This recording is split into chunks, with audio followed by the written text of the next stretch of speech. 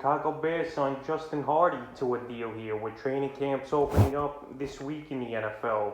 And Hardy, he might be a guy that replaces Anthony Miller, who we saw a few days ago get traded to the Houston Texans. So Hardy spent his whole career with the Atlanta Falcons since 2015 to 2019. And last season, he didn't play because of the COVID-19 was Justin Hardy. So right here, he's more of a special teamer, and he was the fourth or fifth receiver for Matt Ryan and the Falcons. But he was also a deep threat as well. I remember at times where out of nowhere this guy would come in the slot and Ryan would hit him deep for a 60, 70-yard touchdown at times. So the last two seasons that he played Hardy, 2018, 14 catches, 133 yards, 2 touchdowns, and 2019, 19 catches, 195 yards, and no touchdowns this season. So right here, like I mentioned, he was a fourth or fifth receiver for this Falcon team. And now with a season off, we'll see if he carves out any role with the Chicago Bears.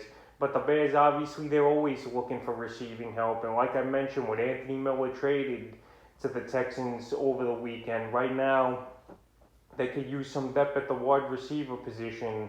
And they break in Justin Hardy, but he's more of a special teamer, like I mentioned. As far as fantasy football goes, there's probably no way we could see Hardy really have value for fantasy football. And obviously the Bears, they still got pretty good receivers over there. Obviously Allen Robinson, who's been good.